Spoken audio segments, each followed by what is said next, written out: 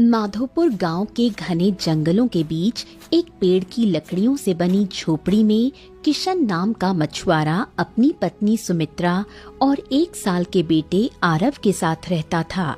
किशन मेहनती और शांत स्वभाव का था, जो हर दिन नदी में मछलियां पकड़कर अपने परिवार का पेट पालता था। अरे ओ सुमित्रा, भाग्यवान, अब मैं जा रहा हूँ मछलियाँ पकड़ने। कहा है कि नदी की धार बड़ी तेज है, देर भी हो सकती है। ठीक है, तो तू आरव का ध्यान रखना। इसका बदन तो अब रोज तपता रहता है, कुछ ठीक नहीं लगती इसकी हालत। ध्यान रखना अच्छे से। हाँ जी हाँ, आप तो जैसे हर बार यही बोलते हो। आपको तो सिर्फ आरव की चिंता रहती है, पर क्या आपको नहीं पता कि ये मेरा भी बेटा, जैसे दिल में सीधे उतर गई हो। ओहो, तू चुप हो जा सुमित्रा। बेकार की बातों से अपना मन खराब मत कर। हम मछलियाँ पकड़ने जा रहे हैं, तू अपना ख्याल रखना, ठीक है ना? हाँ ठीक है जी, आप कहते हो तो मान लेती हूँ, पर ये डर दिल से जा नहीं रहा। हर वक्त आरव के माथे पर हाथ रखकर देखती हूँ, कहीं बुखार तो नहीं। समय बीतने लगता है। एक रात सब सो रहे होते हैं, तभी सुमित्रा को पेड़ के भीतर से एक गूंजती हुई आवाज सुनाई देती है। तुम इस पेड़ को छोड़ दो, नहीं तो तुम्हें तुम्हारी संतान से हाथ धोना पड़ेगा। ये सुनते ही सुमित्रा घबराकर उठ बैठती है। नहीं तो उसका माथा पसीने से तर होता है, दिल तेजी से धड़क रहा होता है। उसे तुरंत उस उल्लू की कही बात याद आती है। हे भगवान, ये क्या हो रहा है? क्या सच में इस पेड़ में कोई रहस्य छुपा है? ये आवाज उसी उल्लू की बातों से मिलती जुलती क्यों है? वो कुछ कहने जाती है, पर फिर रुक जाती है, क्योंकि किशन पहले भी उसकी बात टाल चुका था। वो मन में सब दबा लेती है, पर तभी पेड़ की एक मोटी टहनी अचानक टूटकर सीधी उसके बेटे की ओर गिरती है।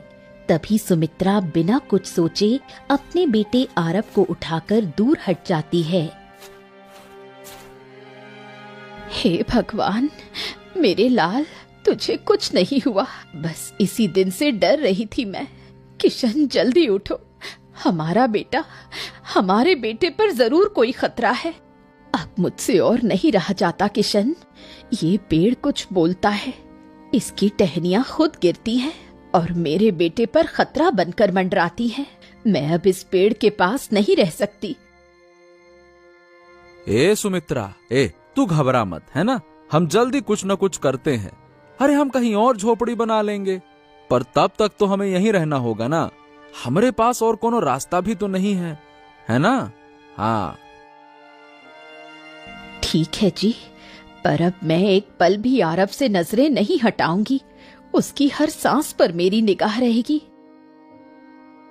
हाँ भाग्यवान, तुम्हारी बातों से अब हमको भी डर लगने लगा है।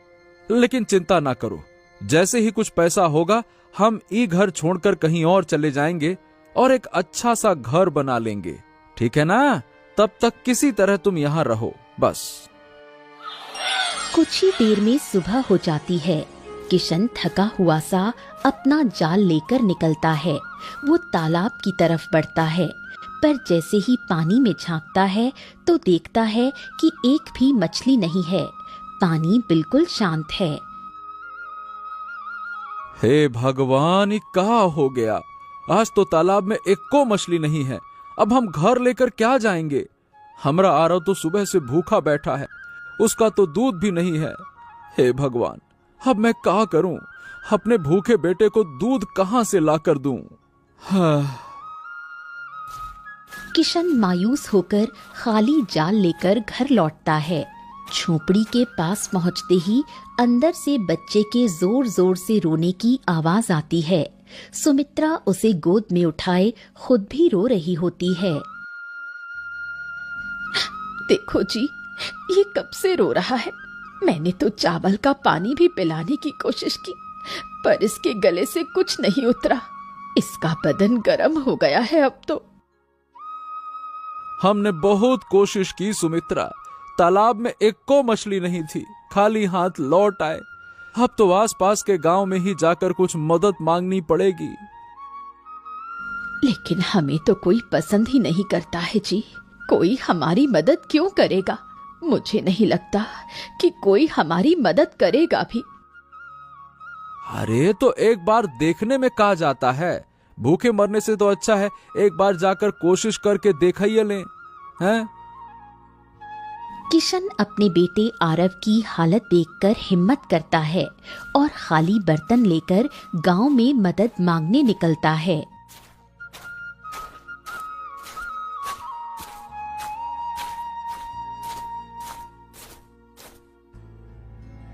ए भैया, जरा सा दूध मिल जाता तो हमारे बेटे आरव की जान बच जाती। कब से भूखा है, उसकी तबीयत बहुत खराब है। हमारे पास पैसे भी नहीं है कि उसके लिए दूध ला सके। कुछ रहम कर दीजिए, दे दीजिए दूध। ए भाई किशन, माफ करना, हमारे घर में जो थोड़ा बहुत दूध था वो भी सुबह खत्म हो गया। अब तो हमारे बच्चे भी बिना दूध के ही सो रहे हैं। खुद सोच, तू क्या करेगा? अरे एक बच्चा है तो तुम्हारा ये हाल है। अरे एक बच्चे में तुम्हारा ये हाल है, हैं? भैया, तालाब में मछलियां नहीं हैं, इसी वजह से हाथ थोड़े तंग हो गए हैं। इतना कहकर किशन मायूस होकर अगला दरवाजा खटखटाता है। वहाँ से एक और महिला निकलती है।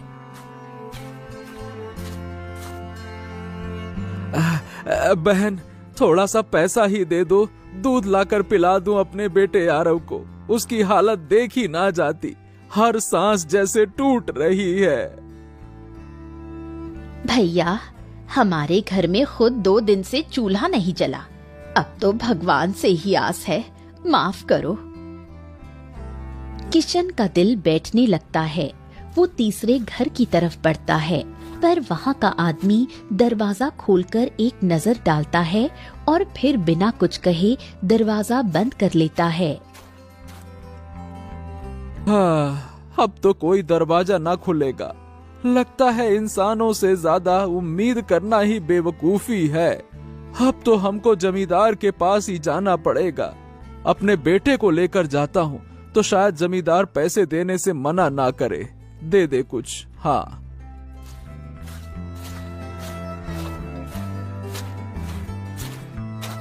फिर किशन अपने बीमार बेटे आरव को गोद में लेकर जमींदार के घर जाता है।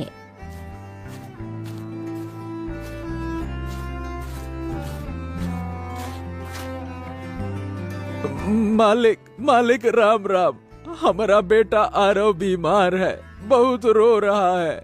दूध के बिना उसकी हालत बहुत बुरी हो गई है। आपके दरवाजे पर आखिरी आस लेकर आया हूँ। थोड़ा दूध या कुछ पैसा दे दो मालिक, कुछ तो दे दो, मदद कर दो। ए किशन, तुम्हारे जैसे लोग बस रोने के लिए पैदा हुए हैं। अरे तुम्हारे पास एक बच्चा है और उसका दूध तक नहीं जुटा सकते हैं? अच्छा काम करो, वो बच्चा हमको दे दो और मैं वैसे भी निसंतान हूँ, उसे अपनी संतान बना लूंगा। जब तेरे पास पैसे हो जाएं तो वापस ले जाना। क्या कहता है? हाँ, ये क्या कह रहे हो मालिक? हमारा आरव हमारी जान है, उसको हम कैसे दे दें? भले ही भूखा मर जाऊंगा, पर उसे किसी और की झोली में नहीं डाल सकता। नहीं नहीं नहीं नहीं, ये हमसे ना हो पाएगा। हाँ तो ठीक है, फिर उसको भूखा मरने दे। तेरा बेटा रोते रोते दम तोड़ देगा। फिर चाहे जितना पछता लेना, जब बेटा ही नहीं रहेगा तो क्या कर लेगा? किशन सोच में डूब जाता है। तभी उसे आरव की बेसुध हालत याद आती है। अगर हम उसे नहीं दूंगा तो वो मर जाएगा। मालिक, हम अपनी जान देकर भी उसे नहीं बचा सकते, मजबूरी है हमारी। वो भारी मन से अपने बेटे आरव को जमींदार की गोद में देता है। आरव, तुम्हें किसी और को देकर जा रहे हैं, पर तू हमेशा हमारा ही रहेगा। हम तुझे लेने जरूर आएंगे। हम और तुम्हारी माँ बहुत मेहनत करेंगे, बहुत सारे पैसे कमाएंगे और फिर तुमको यहाँ से ले जाएंगे। तब तक जमींदार जी हमारे बेटे का ख्याल रखना। बेटा तुम भी अपना ख्याल रखना।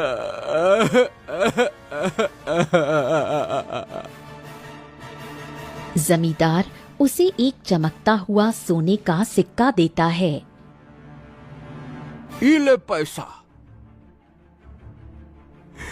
मुझे ये खून के आंसू से भीगा सिक्का नहीं चाहिए। मैं अपनी मजबूरी बेचने नहीं आया था, मैं सिर्फ अपने बेटे को बचाने आया था।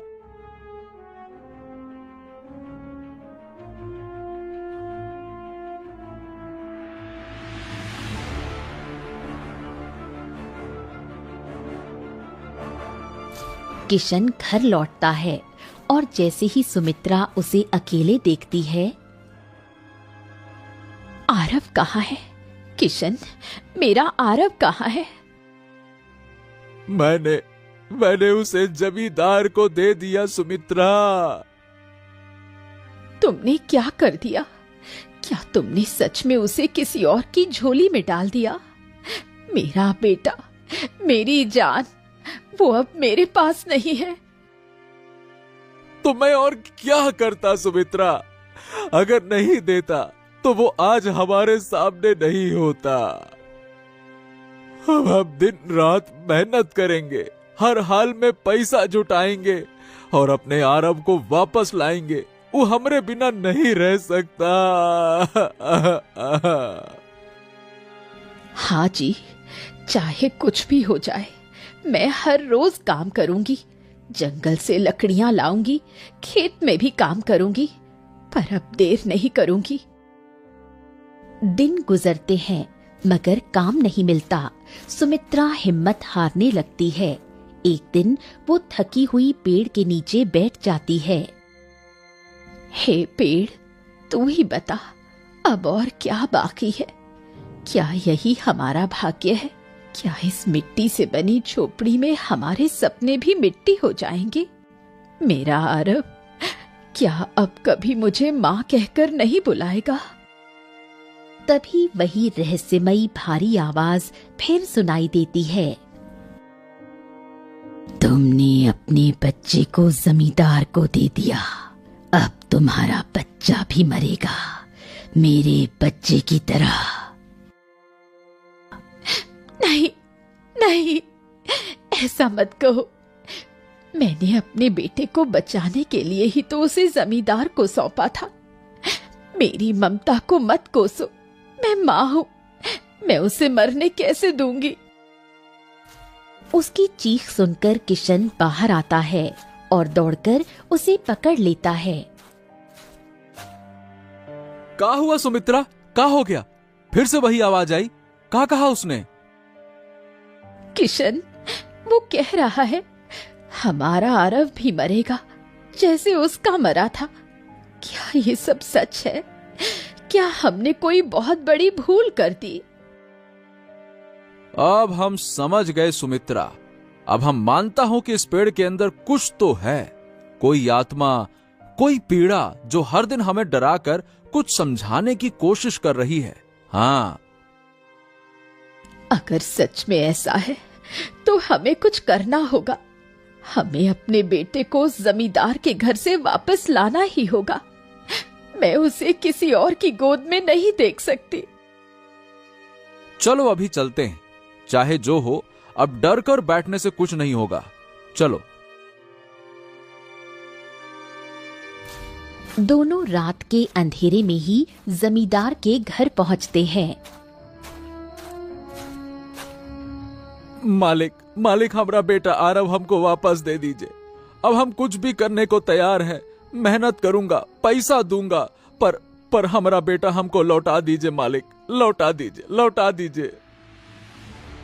आपको जो चाहिए ले लीजिए, पर मुझे मेरे बेटे की गोद की गर्मी लौटा दो। मैं अब और नहीं जी सकती। मुझे मेरा आरव वापस कर दो मालिक, मुझ पर रहम करो। लौटा दीजिए? अरे भैया, अब बहुत देर हो चुकी है।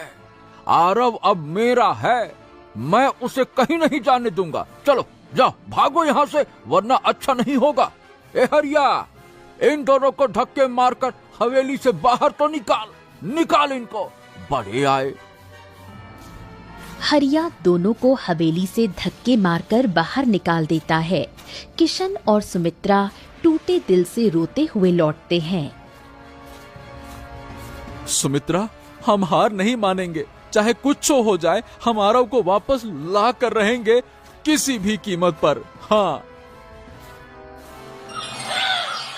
अगले दिन सुबह सूरज की किरणें झोपड़ी के पास पड़े उस पेड़ पर पड़ती हैं।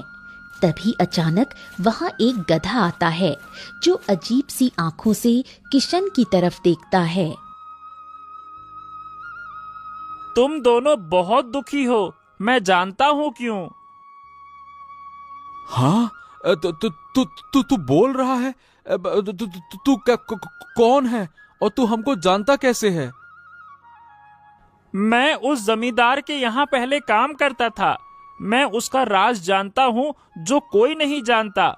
एक दिन उसने कुछ ऐसा किया था जिसकी सजा उसे आज भी मिल रही है। क्या तू हमारी मदद कर सकता है? क्या तू हमारा बच्चा हमें वापस दिला सकता है? अगर तुम दोनों अपना बेटा वापस पाना चाहते हो तो तुम्हें राजमहल जाना होगा और इस पेड़ का रहस्य सुलझाना होगा, क्योंकि यही पेड़ वो कड़ी है जो तुम्हारे दुखों का कारण भी है और समाधान भी। हाँ, तो ठीक है, हम तैयार हैं। बताओ हमको कहाँ जाना होगा। हम जाएंगे, चाहे रास्ता कितना भी कठिन क्यों ना हो, पर हमें हमारा बेटा वापस चाहिए। तो चलो, अब समय आ गया है कि जमींदार का सच सामने लाया जाए और इस पेड़ की पीड़ा को भी मुक्त किया जाए। गधा, किशन और सुमित्रा महल की तरफ जाने लगते हैं और कुछ ही घंटों में महल के भव्य द्वार पर खड़े होते हैं। सैनिक उन्हें घूरते हैं, पर गधा बड़ी गंभीरता से आगे बढ़ता है और कहता है, हमको राजा से मिलना है और ये मामला किसी साधारण बात का नहीं है, बल्कि एक आत्मा की पीड़ा का है। हे भगवान, ये गधा बोल कैसे रहा है? नहीं नहीं नहीं नहीं, लगता है कि हमारी आंखों का धोखा है। ए भैया, कहाँ खो गए? दरवाजा खोलिए, हमको महाराज से कुछ जरूरी बात करनी है। ठीक है ठीक है ठीक है, मैं खोलता हूँ, रुको। सैनिक डर के मारे गेट खोल देता है और सभी दरबार के अंदर चले जाते हैं। महाराज, हमें आपसे कुछ आवश्यक बात करनी है। हैं? कौन हो तुम दोनों, और तुम्हारे साथ ये बोलने वाला गधा कौन है? बोलो, तुम्हें क्या समस्या है? महाराज, हम माधोपुर गांव के निवासी हैं, हम मछुआरा हैं। ये हमारी पत्नी सुमित्रा है। हम उस पुराने पेड़ के पास एक झोपड़ी में रहते हैं, जहां से कुछ समय पहले हमारी पत्नी ने एक रहस्यमयी आवाज सुनी। वही आवाज जिसने कहा कि हमारा बेटा मर जाएगा। महाराज, मेरे बेटे की हालत इतनी खराब थी कि हमें मजबूरी में उसे जमींदार को देना पड़ा, क्योंकि हमारे पास दूध तक नहीं था। और फिर उस पेड़ ने दोबारा आवाज दी कि जमींदार से हमारा बेटा वापस ले आए, नहीं तो वो भी मरेगा जैसे वो मरा था। ये वही आवाज क्या फिर से सुनाई दी जो सालों पहले गांव वालों ने सुनी थी? सालों पहले जमींदार ने कहा था कि वो आवाजें झूठ थीं, गांव वालों की कल्पना है वो, और अब फिर से वही आवाज लौट आई है। मंत्री जी, तुरंत जमींदार को बुलाओ। जो आज्ञा महाराज। थोड़ी देर में जमींदार दरबार में आता है। हाँ जमींदार, ये क्या सुन रहा हूँ? उस पेड़ से फिर से वही आवाज आई है। तुमने वर्षों पहले हमसे कहा था कि वो आवाजें झूठी थीं, लोगों की अफवाह थी। तुमने कहा था कि वो कोई भ्रम है, क्या है ये सब? महाराज, ये लोग झूठ बोल रहे हैं। ये सब एक योजना है इनकी, मुझको फंसाने की। कोई आवाज वावाज नहीं आती है। ये सब मिलकर मेरा अपमान कर रहे हैं महाराज। महाराज, मैं एक माँ हूँ, मैं क्यों झूठ बोलूंगी। मैंने खुद उस रात वो आवाज सुनी थी। वो कह रही थी कि मेरा बेटा मरेगा। मैं अब हर रात डर में जीती हूँ। क्या मेरी ममता पर भी कोई शक करेगा? हमरे पास ना पैसा है ना ताकत, पर हमरे पास सच है महाराज। हमने सब कुछ खो दिया, अपने बेटे को किसी और की झोली में डाल दिया। अब अगर आपने हमारी बात ना सुनी तो हम तो पूरी तरह से टूटिए जाएंगे। क्या बचेगा हमारे पास? राजा थोड़ी देर सोचता है, फिर मंत्री की ओर मुड़ता है और गंभीरता से कहता है, मंत्री जी, आप तुरंत माधोपुर गांव जाइए और उस पेड़ की जांच करवाइए और पता लगाइए कि वो आवाज क्या है। अगर इस बार भी जमींदार ने हमें अंधेरे में रखा है तो फिर सजा भी वैसी होगी जैसी एक झूठे विश्वासघाती को दी जाती है। जो आज्ञा महाराज, मैं आज ही रवाना होता हूँ। महाराज, समय बहुत कम है। जमींदार जो छुपा रहा है वो केवल वही पेड़ जानता है। वहाँ की मिट्टी, वहाँ की हवा और उस आवाज की सच्चाई आज नहीं तो कल सबके सामने ही आएगी। तुम चिंता मत करो, इस बार न्याय मिलेगा। मंत्री माधोपुर गांव पहुंच चुका था। वो उस पेड़ के पास जाता है जहां किशन और सुमित्रा की झोपड़ी थी। वो पेड़ को ध्यान से देखता है और उसके नीचे की मिट्टी में कुछ कंपन महसूस करता है। वो एक घुटने के बल बैठता है और पेड़ की जड़ों पर हाथ रखता है।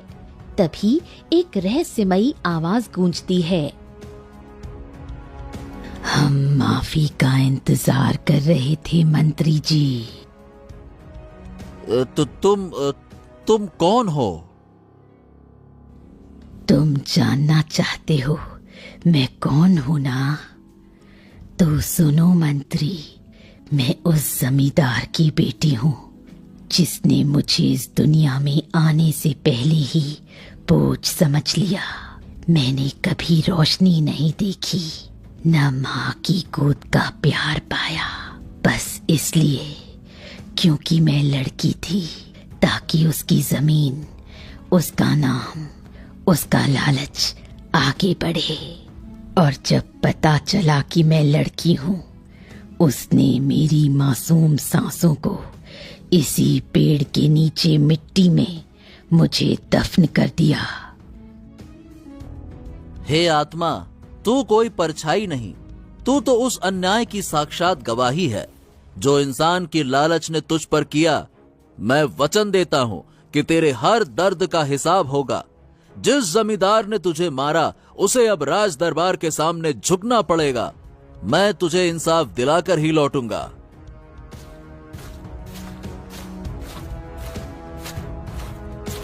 मंत्री तेजी से राजमहल लौटता है और सीधे दरबार में प्रवेश करता है, जहां राजा उसकी प्रतीक्षा कर रहा होता है। किशन, सुमित्रा और गधा भी वहां मौजूद होते हैं। कहो मंत्री जी, क्या पता चला? क्या सच में उस पेड़ के नीचे कोई रहस्य छुपा है?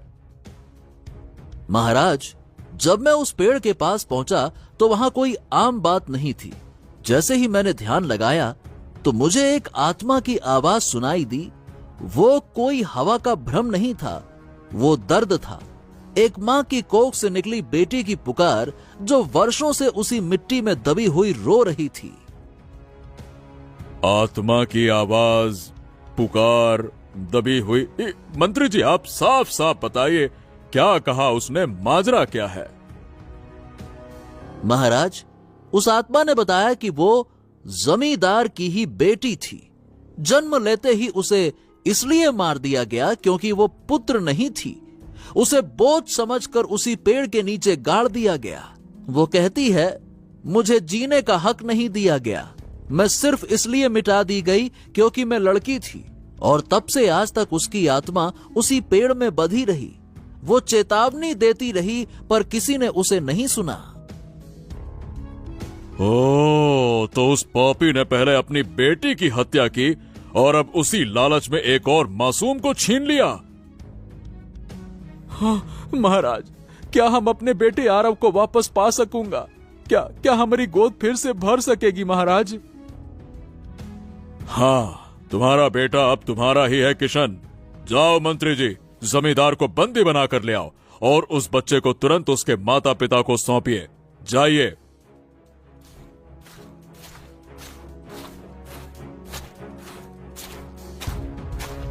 कुछ ही देर में सिपाही जमींदार को दरबार में पकड़े हुए लाते हैं। तुमने पहले अपनी बेटी को मारा, फिर उस गुनाह को छुपाया और अब एक गरीब की संतान को छीन लिया। तुम्हारे पाप का घड़ा भर चुका है जमींदार। तुम्हें जीवन भर के लिए कारावास की सजा दी जाती है। सिपाही जमींदार को घसीटते हुए ले जाते हैं।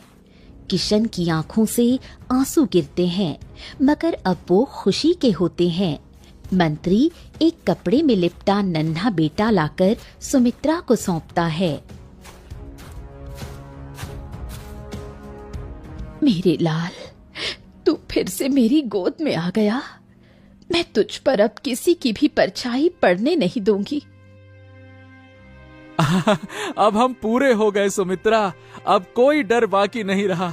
हाँ।